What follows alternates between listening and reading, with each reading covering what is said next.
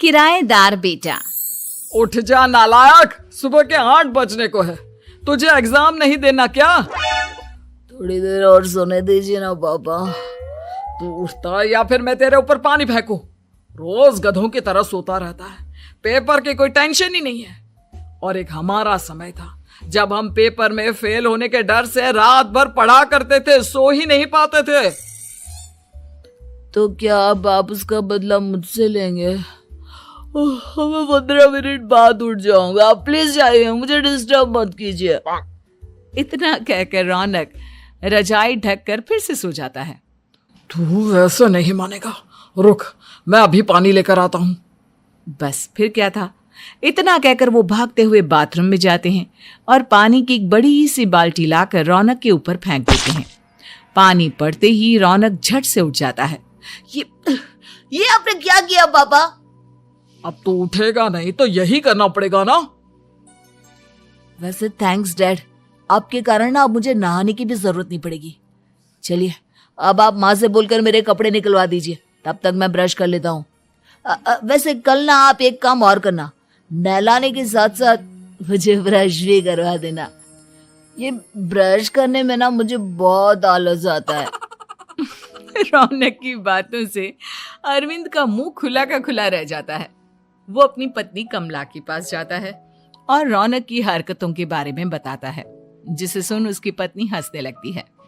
तुम अपने बेटे को समझाने के बजाय हंस रही हो। रौनक बच्चा है, धीरे धीरे सुधर जाएगा, आप क्यों उसके पीछे पड़े रहते हो? अभी नहीं सुधरेगा तो कब सुधरेगा? 10वीं क्लास में है रौनक, वो अब कोई बच्चा नहीं रहा। अरविंद की इतना बोलते ही वहां रौनक भी आ जाता है। क्या डैड, मैंने आपको एक काम दिया था, वो भी नहीं हुआ आपसे। अरे क्या हुआ बेटा? माँ, मैंने डैड से बोला था कि वो आपको बोलकर मेरे स्कूल की यूनिफॉर्म निकाल दे, लेकिन मेरे पीछे पड़ने के अलावा इनसे एक काम ढंग से नहीं होता। देख रही हो कमला, देख रही हो अपने लाडले को? अरे आप चुप रहिए जी। चलो बेटा, मैं तुम्हें कपड़े निकाल कर दे देती हूँ। बस ऐसे ही साल पर साल बीतते जाते हैं, लेकिन रौनक के रवैये में कोई बदलाव नहीं आता। वो पहले से भी ज्यादा आलसी और पूरी तरह अपने माता पिता पर निर्भर हो जाता है। 2 साल बाद पता नहीं कहाँ गायब रहता है पूरे दिन, अब तक तो आ जाना चाहिए था। अरे आप इतनी फिक्र क्यों कर रहे हैं उसकी? दोस्तों के साथ खेल रहा होगा, आ जाएगा अभी। ये कोई टाइम है खेलने का? 10 बजने वाले हैं, इतनी रात में कौन खेलता है? कमला कुछ कहती उससे पहले ही रौनक वहां आ जाता है। मम्मी जल्दी से खाना लगा दो, बहुत भूख लग रही है। तुम्हें तब तक खाना नहीं मिलेगा जब तक तुम बता नहीं देते कि इतनी रात गए कहां से आ रहे हो। ओ प्लीज डैड, अब आप एसी पे प्रद्युमन बनकर मेरे सर पर बंदूक लेकर मत बैठ जाना। अपनी फालतू की बकवास बंद कर और बता कहां से आ रहा है। माँ अब समझाइए ना डैड को। बता देना बेटा, इनको भी तसल्ली हो जाएगी। आप बोल रही हैं तो बता देता हूँ, मैं दोस्तों के साथ मूवी देखने गया था, इसलिए देर हो गई। तो इन सब चीजों में मेरे पैसे उड़ाता है। कभी 1 रुपया कमाने के बारे में सोचा है तूने? जब देखो हवा की तरह पैसे उड़ाता रहता है। माँ अब आप इन्हें चुप करा दीजिए, वरना ना मुझे गुस्सा आ जाएगा। अच्छा क्या कर लेगा? बता ना क्या कर लेगा तू? वैसे बात तो ठीक ही है, मैं कर ही क्या सकता हूँ। पैसे तो फिर भी मैं आपसे ही मांगूंगा ना। चलिए अब ये सब बात छोड़िए और मम्मी मेरे लिए खाना लगा दीजिए। अभी लगा देती हूँ बेटा। मैं बता रहा हूँ कमला, एक दिन ये ऐसे ही बिगड़ जाएगा। ओफो, आप क्यों इतना पीछे पड़े रहते हो मेरे बच्चे के? बात की बाद में देखेंगे, अभी आप शांति से उसे खाना खाने देंगे। अगले दिन डैडी मुझे 10,000 रुपए चाहिए। हाँ? अब इतने पैसे क्यों चाहिए तुझे? डैड आप बिना सवाल किए कभी पैसे नहीं दे सकते क्या? जब तक तू बताएगा नहीं तुझे पैसे भी नहीं मिलेंगे। अरे अब आप अपने बेटे को पैसे भी नहीं दे सकते? नालायक, तेरी उम्र के लोग नौकरी करते हैं और एक तू है जो नौकरी करने का नाम ही नहीं लेता कभी। आप लोगों के होते हुए भला मैं नौकरी क्यों करूं? अरे हम कब तक पैसे देंगे तुझे? तुझे भी तो अपने पैरों पर खड़ा होना होगा ना। कौन सा उधार के पैरों पर खड़ा हूं? अपने ही तो पैरों पर खड़ा हूं मैं। इसी तरह रौनक दिन प्रतिदिन लापरवाह होता जाता है। उसकी लापरवाही को देखते हुए अरविंद और कमला अपने बेटे की शादी कराने का फैसला लेते हैं और 1 महीने के अंदर अंदर ही रौनक की शादी मेघा नाम की लड़की से करा देते हैं। शादी के कुछ दिन बाद, रौनक, मुझे एक अच्छी सी साड़ी चाहिए, आप ला दोगी ना? हाँ, क्यों नहीं। कितने तक की आती है साड़ी? यही करीब 5,000 तक की। तुम चिंता मत करो, मैं आज ही डैडी से पैसे मांगकर तुम्हारे लिए साड़ी ले आऊंगा। आप कब तक ऐसे ही अपने पापा से पैसे मांगते रहेंगी? कोई अच्छी सी नौकरी क्यों नहीं कर लेते आप? अरे डैड के होते हुए मुझे नौकरी करने की जरूरत ही क्या है? पर आप ऐसे कब तक उनसे पैसे मांगते रहेंगे? कुछ आपको अपने दम पर भी तो करना होगा ना। अब तुम भी बाकी लोगों की तरह मुझे ज्ञान देना शुरू मत कर देना। साड़ी चाहिए ना तुम्हें, मिल जाएगी बस। इतना कहकर रौनक अपने पिता से पैसे मांगने चला जाता है। डैडी, मुझे 5,000 रुपया चाहिए। अब 5,000 क्यों चाहिए तुझे? वो मेघा को साड़ी चाहिए थी। अरविंद आगे बिना कुछ कहे चुपचाप उसे पैसे निकाल कर दे देता है। कुछ दिन बाद, तुम्हें नहीं लगता कमला, रौनक हम पर पहले से भी ज्यादा डिपेंड हो गया है? मुझे तो अब उसके भविष्य की चिंता होने लगी है। कल को हमें कुछ हो गया तो वो क्या करेगा? काश तुमने पहले ये सोच लिया होता तो आज हमारा बेटा इतना लापरवाह नहीं होता।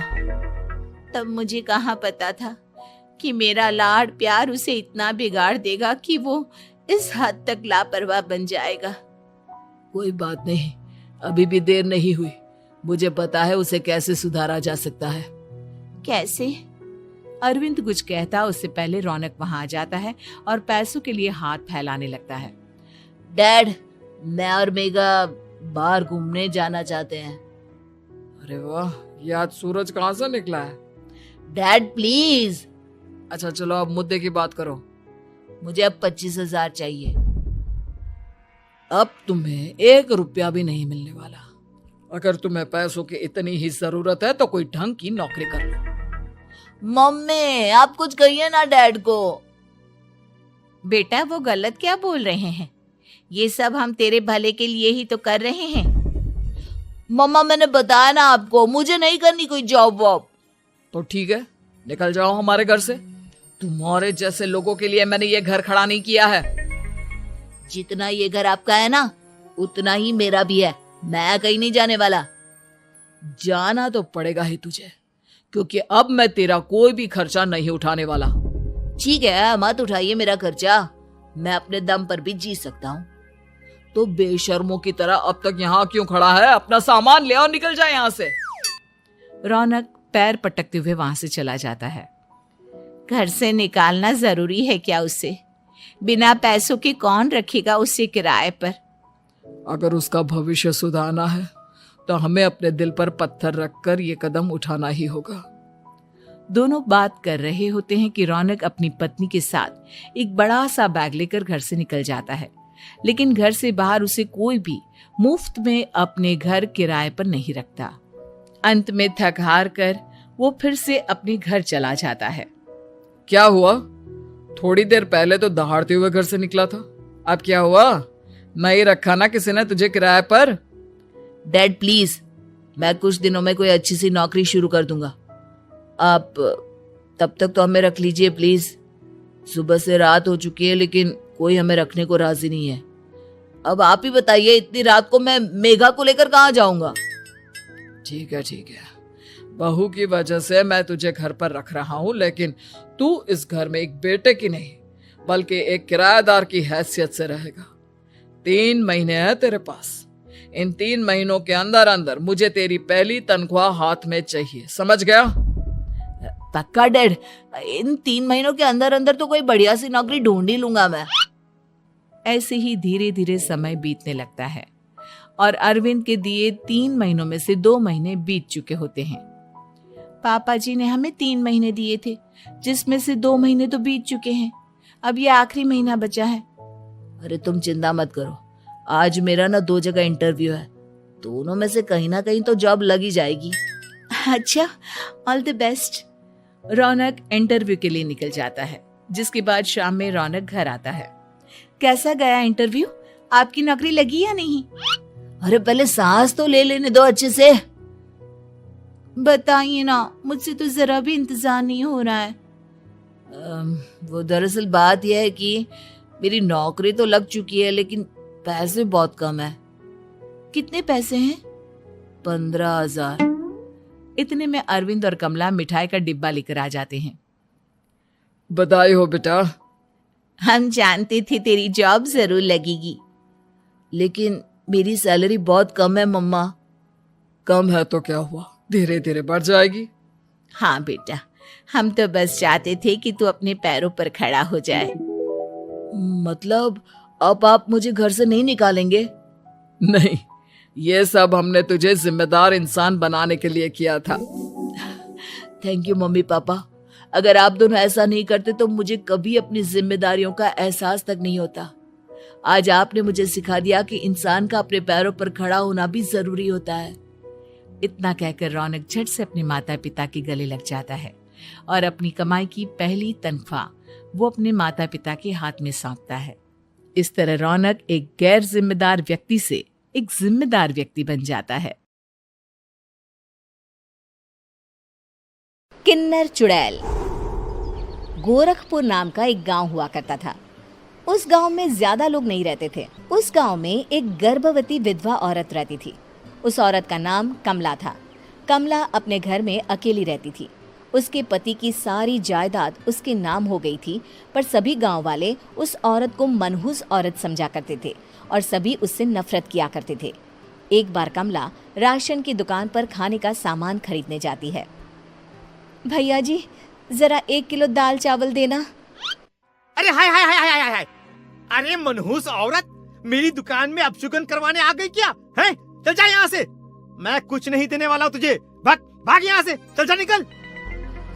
भैया जी ऐसा मत कहिए, मैं गर्भवती हूँ, मुझे खाने की बहुत जरूरत है, मुझे खाना दे दीजिए। दुकानदार कमला को वहां से धक्के मारकर भगा देता है।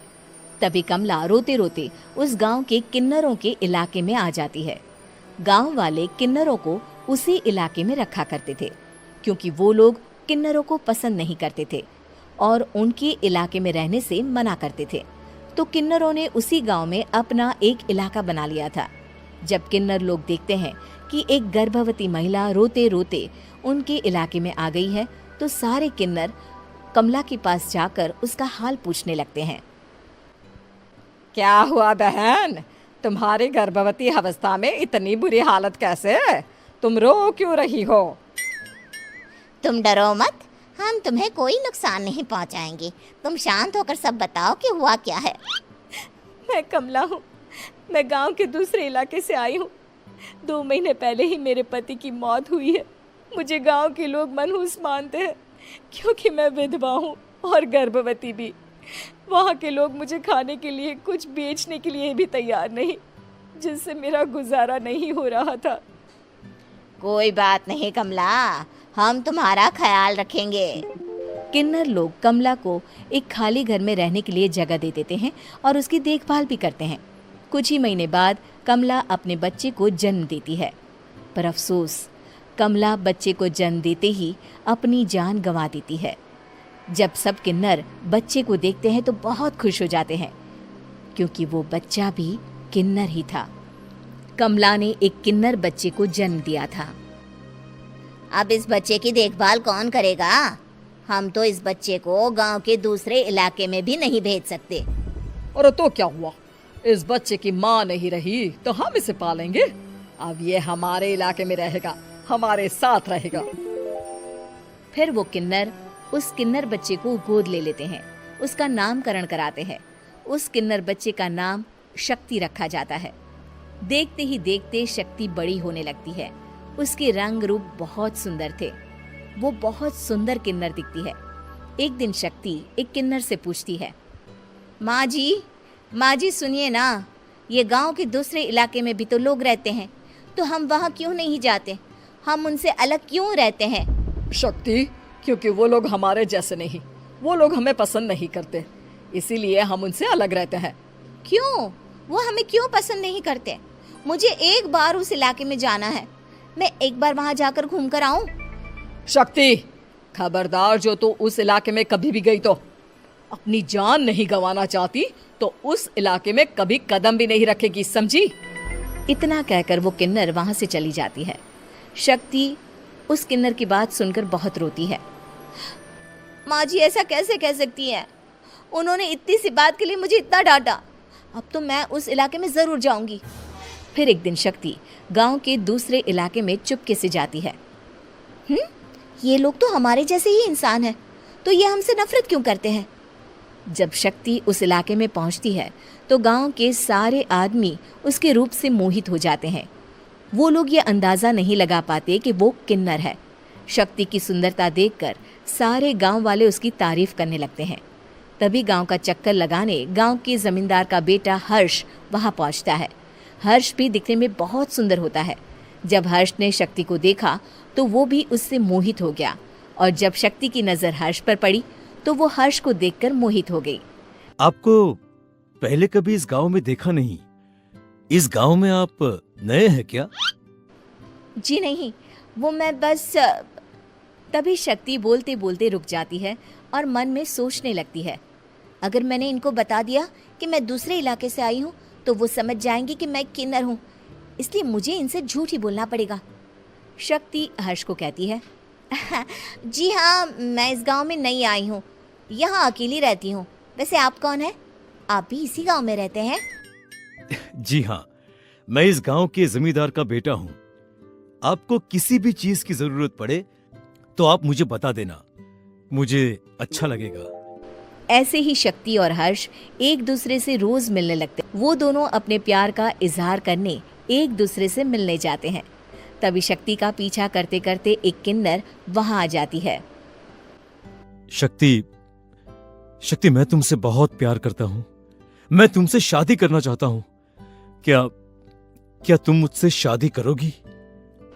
हाँ हर्ष, मैं तुमसे शादी करूंगी, पर मैं तुमको अपने बारे में एक सच्चाई बताना चाहती हूँ जो मैंने तुमसे छुपा कर रखी है।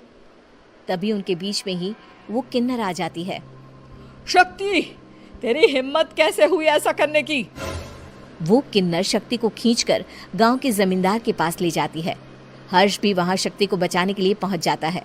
जमींदार शक्ति और हर्ष के प्यार के बारे में सुनकर गुस्से में आ जाता है और शक्ति को गांव के बाहर निकालने की सजा देता है। शक्ति ये बात सहन नहीं कर पाती और कुएं में कूदकर अपनी जान दे देती है। जमींदार हर्ष की शादी गांव की एक लड़की से करवा देता है, पर हर्ष इस शादी से खुश नहीं होता। शक्ति अपना बदला लेने के लिए मरने के बाद किन्नर चुड़ैल बन जाती है। अब मैं इन गाँव वालों को नहीं छोड़ूंगी, अब इनसे मैं अपने प्यार का बदला लूंगी। किन्नर चुड़ैल गांव वालों को परेशान करना शुरू कर देती है। एक बार वो रात को गांव के खेतों में पहुंच जाती है और वहां आग लगा देती है। सारी फसल जल के राख हो जाती है। जब एक आदमी रात को उठकर देखता है कि खेत में आग लग गई है तो वो वहां पहुंच जाता है। वो देखता है कि खेतों के बीचों बीच एक किन्नर चुड़ैल खड़ी है और वहां खड़े होकर ताली बजा रही है। गांव वाला किन्नर चुड़ैल को देखकर बेहोश हो जाता है। जब सुबह उस आदमी को होश आता है तो वो सीधा जमींदार के पास जाता है। अरे जमींदार साहब, अरे वो किन्नर चुड़ैल ने मेरी सारी फसल जला दी।